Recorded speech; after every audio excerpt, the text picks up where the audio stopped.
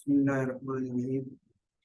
अच्छा बेटा, optical isomerism हमारा टॉपिक चल रहा था, उसमें नेक्स्ट हमारा है रेसिमेट मिक्सचर, और फिर इस मिक्सचर की रेजोल्यूशन वगैरह ना। अच्छा, रेसिमेट मिक्सचर हम किसे कहते हैं? अभी हमने पिछले लेक्चर में बात की थी कि ऑप्टिकल आइसोमर्स दो तरह के होते हैं, एक प्लस एक माइनस। प्लस और माइनस में फर्क क्या है कि एक जो है वो लाइट को लेफ्ट साइड पे मोड़ रहा है, तो दूसरा जो है वो राइट साइड पे मोड़ रहा होता है। अगर आप एक ऐसा मिक्सर बनाएं जिसमें ये दोनों ही फार्म्स मौजूद हों, यानी दोनों इनेंशियोमर्स जो हैं वो दोनों इकट्ठे मौजूद हों, 50-50% के हिसाब से, 50% वो 50% वो, ऐसे मिक्सचर को फिर हम नाम देते हैं रेसिमिक मिक्सचर का, या रेसिमेट मिक्सचर का, या रेसिमेट का नाम भी दिया जाता है। ठीक हो? Equimolar mixture of pair of enantiomers, बराबर की रेशियो होनी चाहिए। अब उसका रिजल्ट क्या निकलेगा कि वो जो आपका मिक्सर होगा वो ऑप्टिकली फिर इनएक्टिव हो जाएगा, क्योंकि दोनों बराबर है ना, लेफ्ट राइट वाले, तो दोनों एक दूसरे के असर को कैंसिल कर देते हैं। अब लाइट जब उस मिक्सर के ऊपर पड़ती है तो वो लाइट ना लेफ्ट में बेंड होती है ना राइट में बेंड होती है, और आपका वो जो मिक्सर होता है वो ऑप्टिकली इनएक्टिव बन जाता है। तो ये भी एमसीक्यू के तौर पे आपने याद रखना है कि कंपाउंड आपका ऑप्टिकल एक्टिव है, लेकिन अगर उसका रेसिमिक मिक्सचर बना दिया हमने, रेसिमेट मिक्सचर बना दिया, तो फिर वो ऑप्टिकली एक्टिव नहीं रहता। ठीक हो गई? अच्छा, नेक्स्ट इसने यहाँ पे एग्जांपल दी है, एक कंपाउंड, ये प्रोपेनोइक एसिड तो में कोई कायरल कार्बन नहीं है, ये ए कायरल मॉलिक्यूल है, ऑप्टिकली एक्टिव नहीं है। लेकिन जब इसकी ब्रोमिनेशन करते हैं फास्फोरस की मौजूदगी में, तो ये अल्फा ब्रोमो एसिड बन जाता है ना। ये अल्फा कार्बन जो है, फंक्शनल ग्रुप के साथ वाली कार्बन अल्फा कार्बन कहलाती है। तो अल्फा कार्बन पे ब्रोमीन आके जुड़ जाती है इस तरह, तो ये बन गया अल्फा ब्रोमो आप एसिड, या इसको हम अल्फा ब्रोमो प्रोपेनोइक एसिड कह रहे हैं, या टू ब्रोमो प्रोपेनोइक एसिड का नाम दे दें, जो कि एक कायरल मॉलिक्यूल है। अच्छा, अब होता ये है कि इसकी फॉर्मेशन में रिएक्शन का जो मैकेनिज्म है, उसका फॉर्मेशन का तरीकेकार इस तरह का है कि उसमें एक इंटरमीडिएट शक्ल बनती है, उसके ऊपर फिर ब्रोमीन आके अटैक करता है, और अटैक करने के चांसेस चूंकि आपके दोनों तरफ से होते हैं, तो इस दोनों तरफ से होने की वजह से आपका जो कंपाउंड बन रहा है, प्रोडक्ट बन रहा है, वो फिर दोनों ही बन रहे होते हैं। मतलब प्लस वाला भी बन रहा होता है और माइनस वाला भी बन रहा होता है।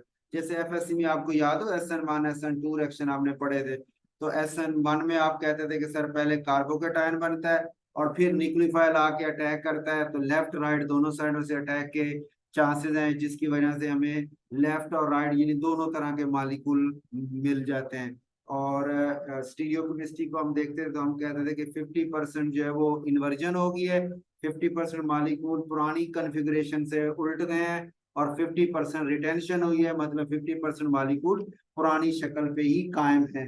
तो 50-50 का मतलब ये हुआ कि मिक्सर जो बना वो एक रेसिमिक मिक्सर बना, दोनों एक दूसरे के असर को कैंसिल कर देते हैं, इफेक्ट को। और इफेक्ट को कैंसिल करने का मतलब ये है कि आपका जो कंपाउंड है, वो मिक्सचर है, वो सिंगल कंपाउंड के तौर पे बिहेव करता है, और वो सिंगल कंपाउंड जो है वो ऑप्टिकली एक्टिव नहीं है। ठीक हो गया? ये नीचे उसने लिखा है जी कि ये सिंगल कंपाउंड है, इसका मेल्टिंग पॉइंट भी शार्प होता है रेसमिक मिक्सचर का, बॉइलिंग पॉइंट भी इसका कांस्टेंट होता है। ठीक हो गया? यानी ऐसे समझे जैसे एक ही कंपाउंड है ना, सिर्फ ऑप्टिकल एक्टिविटी का ही फर्क है ना, कि एक लेफ्ट राइट वाला, बाकी तो नेचर उनकी जो अरेंजमेंट है वो सेम ही है, कॉन्फ़िगरेशन वगैरह जो। ठीक हो गया? तो इस वजह से उसको कह रहे सिंगल कंपाउंड के तौर पे हम ले सकते हैं, मेल्टिंग पॉइंट भी वो एक रख रहे हैं, और बॉइलिंग पॉइंट भी उनका एक ही मौजूद है। ठीक हो गई? और इसके अलावा एक और इसने एग्जांपल दी है कि रेसिमिक 2 ब्यूटानॉल हम हासिल कर सकते हैं जब हम HBr को 2 ब्रोमोब्यूटेन रेसिमिक क्या है, 2 ब्रोमोब्यूटेन, और उसके साथ जब हम HBr से रिएक्शन करवाते हैं, तो अब यहाँ पे इसका मैकेनिज्म इस तरह का है कि ये जिस जिस कॉन्फ़िगरेशन में ये आपका रेक्टेंट है, ये HBr की एडिशन रिएक्शन होने के बाद वो उसी जो है ना वो में चला जाता है, यानी 2 ब्यूटानॉल, ब्यूटा अल्कोहल से आप अल्काइल हैलाइड बना रहे हैं ना, तो अल्कोहल जिस कॉन्फ़िगरेशन में भी था प्लस वाला, ब्रोमो में जब कन्वर्ट होता है तो प्लस कॉन्फ़िगरेशन के साथ ही चला जाता है, जो माइनस वाला है वो माइनस के साथ ही चला जाता है। तो रेसिमिक रेक्टेंट आपको रेसिमिक ही प्रोडक्ट देता है। ठीक है, ये इसकी फॉर्मेशन होगी। दो तरीके, एक था कि मैकेनिज्म ऐसा होता है कि जिसमें दोनों तरह के बनने के चांसेस हैं, इस वजह से हमें रेसिमिक मिक्सचर मिलता है। और दूसरा ये है कि आपने रेक्टेंट ही रेसिमिक मिक्सचर लिया है, रिएक्शन करने की डायरेक्शन एक ही थी, लेकिन जो मिक्सचर जो स्टार्टिंग मेरा कंपाउंड है वो दो हैं रेसिमिक मिक्सचर की शक्ल में, इसलिए प्रोडक्ट भी रेसिमिक मिक्सचर ही मिल जाता है। ओके हो गया। यहाँ तक तो बात होगी हमारी कि रेसिमेट क्या है, रेसिमेट मिक्सचर क्या है, ये रेसिमिक्स मिक्सचर क्या है। अगली बात है रेसिमाइजेशन, यानी रेसिमिक मिक्सचर बनाने का जो प्रोसेस है उसको हम रेसिमाइजेशन का नाम देते हैं, जिसमें एक एनेंटियोमर को आप रेसिमेट के अंदर कन्वर्ट कर देते हैं। है वो एक ही, लेकिन आप इस तरह का रिएक्शन वगैरह करते हैं, इस तरह चलते हैं कि उसमें से आधे दूसरे में बदल जाते हैं और आपका जो एनेंटियोमर है वो रेसिमिक मिक्सचर में कन्वर्ट हो जाता है। इसके कई तरीके हो सकते हैं। अब creation of asymmetric carbon and racemisation heading उसने दी है ना।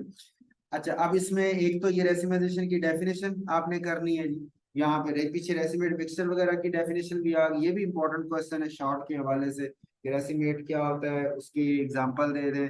रेसिमाइजेशन का प्रोसेस क्या होता है, कैसे बनाते हैं, उसकी एग्जांपल दे दें। ठीक हो गई, ये उसने नीचे फॉर्मेशन और एग्जांपल के तौर पे उसको दिया। ठीक हो गया। अच्छा, अब रेसिमाइजेशन की ये डेफिनेशन होगी जी, उसके बाद एग्जांपल इसने दिए ये नीचे। इसने कहा ये मेरे पास था 2 आयोडोब्यूटेन था, ठीक हो गया, उसको आयोडाइड के साथ सोडियम आयोडाइड का साल्ट में ही मैंने उसको ऐड कर दिया। ठीक हो गया। अब हुआ क्या कि आयोडाइड आयन न्यूक्लियोफाइल के तौर पर एक्ट करते हैं, एक तरफ से अपोजिट साइड से अटैक करते हैं और आयोडीन को वहां से निकाल देते हैं। लेकिन चूंकि दोनों सेम है, वो आयोडीन फिर अटैक करती है और ये इसको निकाल देती है। इस तरह 50% मॉलिक्यूल वो हो जाते हैं जिसमें आयोडीन इस साइड से अटैच है और 50% वो हो जाते हैं जिसमें आयोडीन इस साइड से अटैच है। तो दोनों एक ही वक्त में आपके इकट्ठे मौजूद होने की वजह से एक रेसिमिक मिक्सचर आपके पास बन जाता है। ठीक हो गया, ये इसने फॉर्मेशन का एक तरीका बताया, रेसिमाइजेशन करने का तरीका कि पहले वो एक ही एनेंटियोमर था लेकिन ये ऐड करके हमने उसको रेसिमिक मिक्सचर में कन्वर्ट कर लिया। दूसरा तरीका क्या है कि जैसे ये था प्लस एसिड था, प्लस मसलन इसकी जो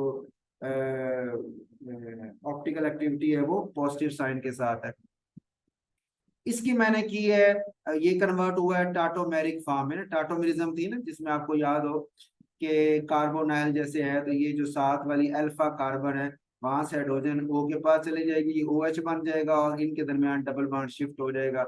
इसको आप टाटोमेरिज्म का नाम देते हैं। तो ये टाटोमेरिक फॉर्म में गया, फिर वापस दोबारा यानी टाटोमेरिक से हाइड्रोजन उधर शिफ्ट हुई और वो उधर गया। अब वापसी का ये भी हो सकता है ना कि हाइड्रोजन आपकी शिफ्टिंग के दौरान जो चेंज हो रही है वो और तरह से हो, जैसे देख रहे हैं यहाँ पे ये वाली हाइड्रोजन चेंज हुई, ये हाइड्रोजन इधर शिफ्ट की है तो ये वाली फॉर्म बनी, और जब आप इधर मूव किए तो OH की इस तरफ चला गया फॉर एग्जांपल, दूसरी तरफ था क्योंकि ये दोनों एक जैसे है ना, सिमिलर। तो H आपका इस तरफ जो है ना हाइड्रोजन यहाँ से शिफ्ट होती है और उस तरफ मूव कर जाती है, यानी OH एक तरफ और H अब दूसरी तरफ हो जाता है। ठीक हो, तो दोनों पहले फॉर्म और थी प्लस वाली थी, इनोल फॉर्म बनी उसकी टाटोमेरिज्म के बाद, और जब दोबारा वापस ओरिजिनल शक्ल में गया तो अब जो हाइड्रोजन आई है वो OH के अपोजिट साइड पे अटैच होती, पहले भी अपोजिट थी, पहले अपोजिट इस तरह थी कि OH दोनों एक तरफ थे, अब अपोजिट इस तरह है कि जो दो OH हैं वो एक दूसरे के अपोजिट डायरेक्शन पे आए खड़े हैं। ठीक हो गए, इस तरह आप समझ लें। तो यानी ये अब H और OH की जो कॉन्फ़िगरेशन है वो बदल गई, पहले H लेफ्ट था OH राइट था, अब H जो है OH लेफ्ट हो गया और H जो है वो राइट साइड पे हो गया, तो ये उसका इनोमर बन गया, माइनस फॉर्म वाला बन गया। अब इसमें टाटोमेरिज्म की वजह से उसने खुद ब खुद ही कुछ मॉलिक्यूल्स को अपोजिट फॉर्म में कन्वर्ट कर लिया और हमें रेसिमिक मिक्सचर की फॉर्म में ये मिल गया। ठीक हो गया, तो ये रेसिमाइजेशन का प्रोसेस हो गया।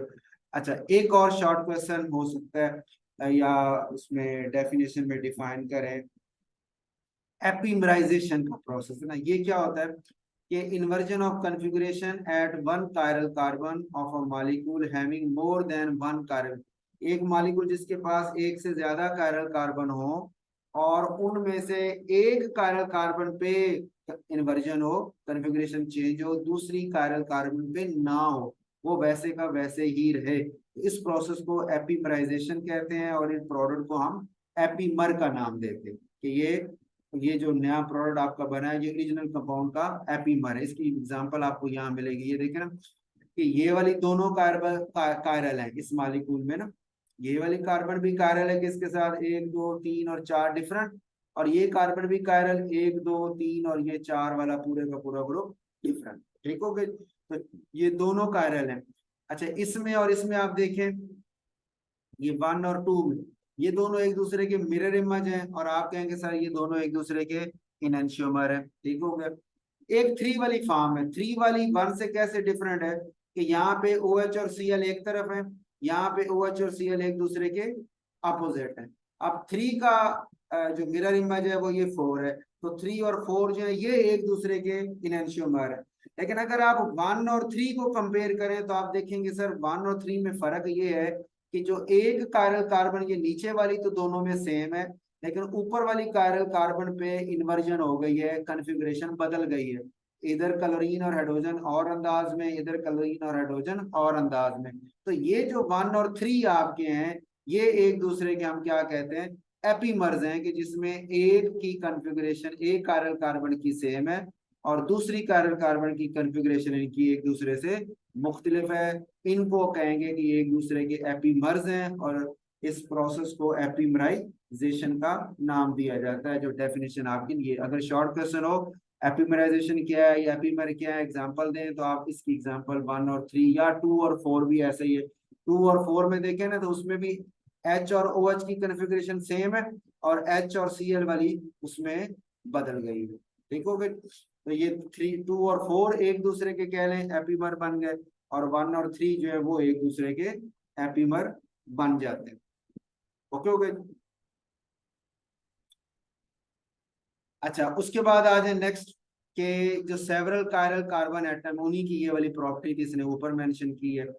अच्छा, सेवरल कायरल कार्बन एटम्स जब आपके पास आते हैं तो उसमें हमारे पास इस तरह की दो, एक तो ये कि दोनों के दोनों कायरल कार्बन एटम जो है वो डिसिमिलर हो, बिल्कुल एक दूसरे से मैच ना होते हो। ठीक हो गया। और दूसरी कैटेगरी है कि two similar chiral asymmetric carbon है, सिमेट्रिक कार्बन है लेकिन वो सिमिलर है, एक जैसे। अब ये डिफरेंट कैसे हैं, एसिमेट्रिक कैसे हैं या डिसिमिलर कैसे हैं, कि इस कार्बन से जुड़े H और OH और ग्रुप हैं, इससे जुड़े हुए H और Cl और ग्रुप है। H तो कॉमन है लेकिन Cl और OH में डिफरेंस है, इसलिए ये डिसिमिलर ग्रुप हो गया। अब जो डिसिमिलर होते हैं उनमें ये खूबी पाई जाती है कि उसमें दो मुख्तलिफ फार्म, एक 1 वाली फार्म थी, एक 3 वाली फार्म थी। 1 का जो मिरर इमेज है ये दोनों एनेंशियोमर, 3 का जो मिरर इमेज है ये दोनों एनेंशियोमर। लेकिन 1 और 3 जो एक दूसरे के एपीमराइजेशन का हमने नाम भी दिया था, एपीमर भी कहलाते हैं, वो उनका एक और नाम है जिसे हम डायास्टीरियोमर्स का नाम देते हैं। ये मैंने कहा शॉर्ट क्वेश्चन में हो सकता है, जैसे पीछे एनेंशियोमर की बात की कि डिफाइन और एग्जांपल, उसी तरह डायास्टीरियोमर्स की डिफाइन और एग्जांपल। इनकी डेफिनेशन क्या है कि ये एनेंशियोमर्स नहीं है, लेकिन इनकी कन्फिगरेशन जो है एक कायरल कार सेंटर पे सेम है और दूसरे कायरल सेंटर पे वो डिफरेंट है। उनको हम आपस में क्या कहते हैं, डायास्टीरियोमर्स का नाम देते हैं। तो ये जैसे 1 और 3 डायास्टीरियोमर है कि नीचे वाली जो कार्बन OH वाली है वो दोनों में सेम है और Cl वाली दोनों में मुख्तलिफ। इसी तरह 2 और 4 एक दूसरे के डायास्टीरियोमर्स हैं, इसमें नीचे वाली कार्बन दोनों की सेम है, ऊपर वाली कार्बन दोनों की डिफरेंट है। ठीक हो गई। तो 1 3 और 2 4 एक दूसरे के क्या हुए जी, डायास्टीरियोमर्स हुए। अच्छा, अब फर्क क्या है इनएंशियोमर में, आपको याद होगा पीछे हमने बात किया था कि इनकी फिजिकल प्रॉपर्टी भी सेम, 1 2 जो एनेंशियोमर है फिजिकल भी सेम, केमिकल भी सेम, सिर्फ लाइट बेंड करने में फर्क है, एक लेफ्ट मोड़ता है और एक राइट मोड़ता है। ये जो डायस्टीरियोमर हैं ये बिल्कुल एक दूसरे से मुख्तलिफ है, इनकी फिजिकल प्रॉपर्टी भी मुख्तलिफ, different physical property, different chemical property. ठीक हो गई, फिजिकल भी मुख्तलिफ और केमिकल भी मुख्तलिफ, और इनकी जो स्पेसिफिक रोटेशन वगैरह की वैल्यूज होंगी वो भी एक दूसरे से बिल्कुल मुख्तलिफ होंगी। उसके बाद है लास्ट में उसने लिखा दे मे हैव द सेम और अपोजिट साइन ऑफ रोटेशन। ये जो रोटेशन है प्लस माइनस के साइन है, उसमें हो सकता है कि ये 2 और 4 या 1 और 3 है, इनके साइन सेम भी हो सकते हैं, मुख्तलिफ भी हो सकते हैं, उसमें दोनों चांस है। और ये भी हो सकता है कि वो इनएक्टिव ही ना हो, जैसे ये अगली एग्जांपल आ रही है कि वो है जिसमें सिमिलर कायरल कार्बन हो। जैसे आप देखें ना, ये नीचे वाली कायरल कार्बन है, ऊपर भी कायरल है, ठीक है, इससे भी 4 मुख्तलिफ हैं, और इस कार्बन से भी 1 2 3, और ऊपर वाले पूरे का पूरा ग्रुप, वो 4 मुख्तलिफ हो गए। ये आप समझ रहे हैं ना बात, यानी इसका 4 मुख्तलिफ, इस तरह के HOH 2 मुख्तलिफ हो गए, COH भी इन दोनों से मुख्तलिफ 3 हो गए, और ऊपर आपकी ये कार्बन है, और ये कार्बन क्या है, उसके साथ HOH और COH, ये पूरे का पूरा एक ग्रुप कंसिडर होगा, और ये पूरे का पूरा ग्रुप जो है वो HOH और COH से मुख्तलिफ है। इसलिए मैंने कहा ये कार्बन के चारों ग्रुप मुख्तलिफ, ऊपर वाली कार्बन के भी 1 2 3, और नीचे वाला ये सारे का सारा 4 ग्रुप मुख्तलिफ होंगे। ठीक हो गई। अच्छा, अब इसमें ये 1 का मिरर इमेज आपने लिया, 2 आ गया, 1 और 2 एक दूसरे के क्या है जी, इनैंशियोमर्स है। लेकिन अगर मैं इसको भी बदल दूं, यानी ये H और H और ऊपर वाली कॉन्फ़िगरेशन को बदल के OH को एक साइड पे कर दूं, सेम साइड पे कर दूं, जैसे ये OH सेम पे हो गया, हाइड्रोजन सेम साइड पे होगी, तो ये 3 नंबर वाला जो है वो 1 का क्या बना, डायास्टीरियोमर बना। ठीक हो गया। इसी तरह 4 नंबर वाला जो है वो 2 का क्या बना, डायास्टीरियोमर बना। पॉइंट ओके हो गई। ये 2 और 4 एक दूसरे के डायास्टीरियोमर है, इनमें ऊपर वाली कार्बन सेम है, नीचे वाली में फर्क है। इसी तरह 1 और 3 डायास्टीरियोमर है कि इनमें ऊपर वाली सेम है और नीचे वाली में फर्क है। ओके हो गया जी। 1 और 3 डायास्टीरियोमर, 2 और 4 डायास्टीरियोमर हो गए। अब जो उसने जुमला यहाँ लिखा कि जनाब वो इनएक्टिव भी हो सकते हैं, अब ये देखें ना, ये जो 3 और 4 वाला है ना डायास्टीरियोमर, ये इनएक्टिव है। ये इनएक्टिव क्यों है कि इनके दरमियान में ना एक प्लेन ऑफ सिमेट्री हम गुजार सकते हैं। प्लेन ऑफ सिमेट्री मतलब कि यहाँ पे अगर एक मैं लाइन ड्रा करूं, एक मिरर रख दूं, तो आपको ऐसे लगेगा कि ये वाली साइड, नीचे वाली साइड, ऊपर वाली साइड का मिरर इमेज है, बिल्कुल जैसे नीचे वाला ग्रुप मौजूद है, ऊपर वाले बिल्कुल वैसे ही ग्रुप ऊपर मौजूद है, तो एक दूसरे की वो मिरर इमेज है। इसे बोलते हैं, ऐसी लाइन को बोलते हैं प्लेन ऑफ सिमेट्री, जिसके ऊपर वाले ग्रुप और नीचे वाले ग्रुप का बिल्कुल ऐसे मिरर इमेज की तरह हो, तो उसको प्लेन ऑफ सिमेट्री कहते हैं। और जिस मालिक्यूल में प्लेन ऑफ सिमेट्री आ जाए, वो मालिक्यूल ऑप्टिकल एक्टिव नहीं रहता, चाहे उसके पास कायरल कार्बन मौजूद भी हैं। ठीक हो गया। तो इसलिए अब ये 3 और 4 वाले आपके दोनों जो हैं वो कायरल कार्बन नहीं रहे, सॉरी, ऑप्टिकल एक्टिव नहीं रहे। कायरल कार्बन तो है दोनों में, लेकिन ऑप्टिकली एक्टिव नहीं रहे प्लेन ऑफ सिमेट्री की वजह से। और इसी वजह इसको फिर हम नाम देते हैं मीजोफॉर्म, MESO, ये नीचे भी लिखा हुआ है, ये लास्ट इस पैराग्राफ के एंड पे मीजो आइसोमर का जिक्र भी किया हुआ है।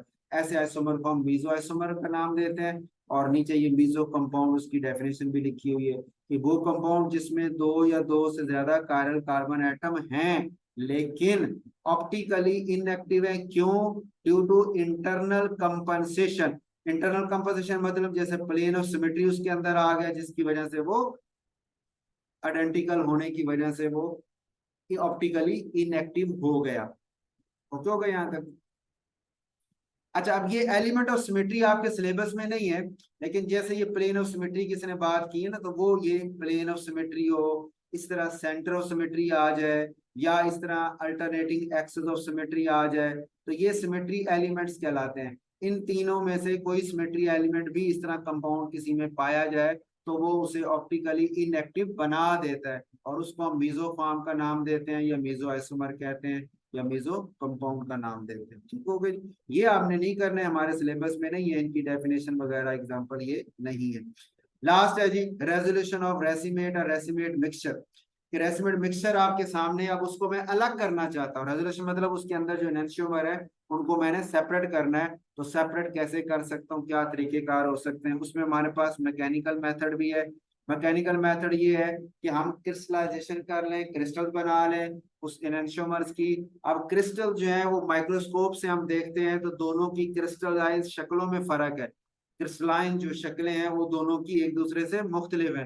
तो फिर हम क्या करते हैं कि मैकेनिकली, यानी खुद एक माइक्रोस्कोप के अंदर से देखते हुए एक एक क्रिस्टल को पकड़ के दूसरी क्रिस्टल से अलग कर लेते हैं। जैसे ये पास्टर साइंटिस्ट का नाम बता रहे हैं कि उसने इनैंशियोमर्स ऑफ सोडियम अमोनियम टार्ट्रेट जो था उसकी क्रिस्टलाइजेशन की, और क्रिस्टल बनाने के बाद उसे मिक्सचर मिला, दो तरह की क्रिस्टल मिली। उसने फिर उनको लेंस में से देखते हुए यानी माइक्रोस्कोप से देखते हुए एक एक यानी ट्वीजर का मतलब वो जो पेयर ऑफ ट्वीजर होता है उससे पकड़ पकड़ के एक ही को उठा के क्रिस्टल को दोनों को सेपरेट किया था। ये मैकेनिकल सेपरेशन होगी। दरअसल ये बड़ा मुश्किल काम है और इसमें गलती के चांस भी ज्यादा है। दूसरा है केमिकल मेथड। उसमें हम क्या करते हैं कि एक एनेंशियोमर को किसी और शक्ल में बदल लेते हैं, किसी और डायास्टीरियोमर में बदल लेते हैं। ठीक हो गया। जब हम डायास्टीरियो में बदलते हैं तो दोनों एनेंशियोमर अलग अलग डायास्टीरियोमर बनाते हैं, एक अलग बनाता है दूसरा अलग बनाता है। अब डायास्टीरियोमर की हमने बात की थी कि उनकी केमिकल प्रॉपर्टीज एक दूसरे से मुख्तलिफ हैं, फिजिकल भी मुख्तलिफ हैं, केमिकल भी मुख्तलिफ हैं। तो जब आप उस मिक्सचर ऑफ एनेंशियोमर जिसमें दो मौजूद हैं उसको रिएक्शन करवाएंगे तो एक अलग डायस्टीरियोमर देगा दूसरा अलग देगा।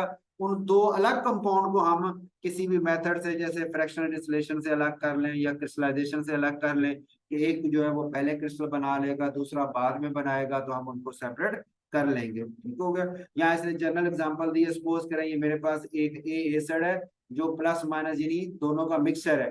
जब उसको माइनस बी से मैंने रिएक्शन करवाया तो माइनस बी ने प्लस ए से मिलकर अलग डायस्टीरियोमर बनाया, माइनस बी ने माइनस ए से मिलकर अलग बनाया। तो दोनों को मैंने सेपरेट कर लिया। सेपरेट करने के बाद फिर मैंने एक और रिएक्शन करवा के वापस अपना इनएंशियोमर जो था प्लस ए वाला अलग हासिल कर लिया, माइनस ए वाला दोबारा अलग से हासिल कर लिया। यही काम बेस के साथ भी हो सकता है, प्लस माइनस बेस हो तो उसको प्लस या माइनस वाले एसिड से रिएक्शन करवा के तो हम इस तरह दो अलग डायस्टीरियोमर हासिल करते हैं और फिर उनको वापस उनकी ओरिजिनल बेस में ले जाते हैं। इसी तरह अल्कोहल जैसे है तो अल्कोहल का मिक्सर था तो उसको मैंने एसिड से रिएक्शन करवा के एस्टर बना लिया। एस्टर अब दो अलग अलग बन गए डायस्टीरियोमर, एक का एस्टर अलग है दूसरे का अलग है, तो दोनों को फिर मैं वापस हाइड्रोलिसिस करके वापस अल्कोहल में जो जिस एनेंशियोमर से वो बने थे उसमें वापस ले जाता हूँ। ये डायस्टीरियोमर बना के दरमियान में और उससे अलग अलग कर लेते हैं। अलग करने के बाद फिर हम कोई केमिकल रिएक्शन करवा के वापस उनको जिस जिस रेक्टेंट से वो बन के आए थे उसमें वापस ले जाते हैं। ठीक हो गए।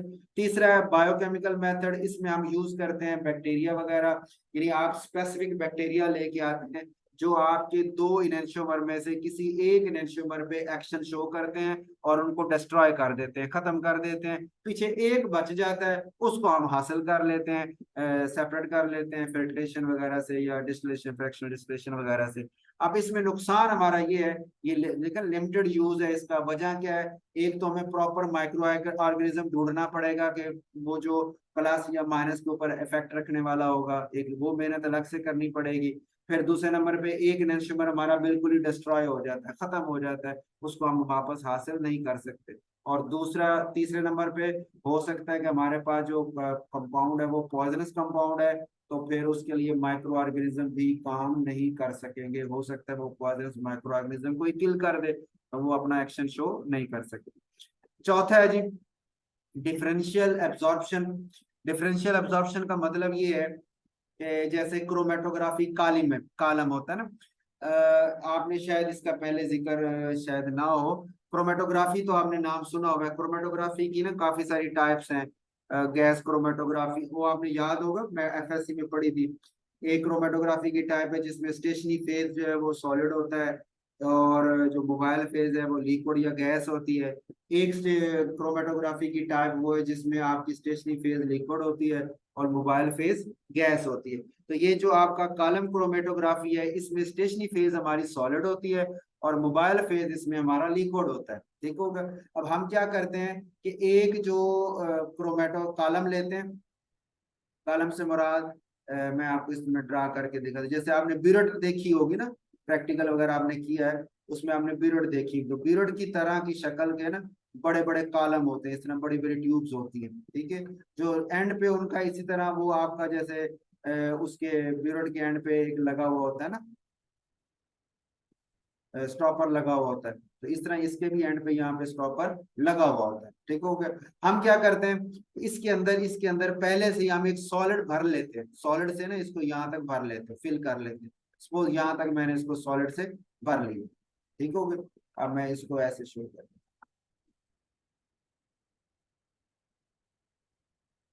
ये सॉलिड से मैंने सारे को फिल कर दिया। ठीक हो गया। अब क्या करते हैं, इसके अंदर आप ऐड करते हैं अब आपका लिक्विड जो होता है, यानी जिस मिक्सर को आपने सेपरेट करना है उस मिक्सर को आप लेके आते हैं। ठीक हो गया। उस मिक्सर को ला के आप इसके अंदर ऐड कर देते हैं मिक्सर को ना। अब मिक्सर जब इसमें से मूव करता है ना, अब वो है दो डिफरेंट एनंशियोमर है ना, मिक्सर है दो कंपाउंड का, दो एनंशियोमर का मिक्सर है। लेकिन हर एनंशियोमर इस सॉलिड के साथ जो इंटरेक्शन शो करेगा वो हर एक का डिफरेंट है। सपोज करें दो थे, एक का इंटरेक्शन इसके साथ मजबूत था, यानी इसके साथ बाइंडिंग मजबूत शो कर रहा था, तो मजबूत बाइंडिंग वाले को ये जो सॉलिड है पड़ा हुआ ये रोक लेगा, अपने साथ अट्रैक्ट अटैच करना शुरू कर देगा, तो उसकी स्पीड जरा स्लो कर देगा, वो आहिस्ता आहिस्ता नीचे जाएगा। और दूसरा जिसके साथ ये बाइंडिंग इतनी ज्यादा शो नहीं कर रहा, वो बड़ी तेजी से नीचे जाएगा। तो यहाँ पे यहाँ से स्टॉपर से पहले आपका वो वाला लिक्विड निकलेगा जिसकी इसके साथ बाइंडिंग मजबूत नहीं थी या सबसे कम थी, वीक थी, और जिसकी बाइंडिंग स्ट्रॉन्ग थी वो इसके बाद में आप यहाँ से बाहर निकलेगा। निकल इसलिए आएगा, वहां रुकेगा नहीं, क्योंकि हम मुसलसल ऊपर सॉल्वेंट ऐड करते रहते हैं, तो सॉल्वेंट उनको धक्का देता रहता है और आगे लेके चलता रहता है। सॉलिड की बाइंडिंग की वजह से उनकी स्पीड जो है वो जरा स्लो हो जाती है, किसी की ज्यादा है, किसी की कम, किसी की और कम हो जाती है, लेकिन सॉल्वेंट मुसलसल हम ऐड करते रहते हैं, इस वजह से वो सारे आगे चलते रहते हैं और एंड आखिर पे वो यहाँ से बाहर निकल जाते हैं और हम उनको यहाँ इकट्ठा कर लेते हैं। इस तरह ये हमारे सेपरेट हो जाते हैं, इसको हम बोलते हैं कॉलम क्रोमेटोग्राफी। ठीक हो गया। तो उस तरीके से हम इसको डिफरेंशियल एब्जॉर्प्शन का नाम, एब्जॉर्प्शन का भी जिक्र इसने किया हुआ, एब्जॉर्प्शन की बजाय बल्कि बेहतर वर्ड यहाँ पे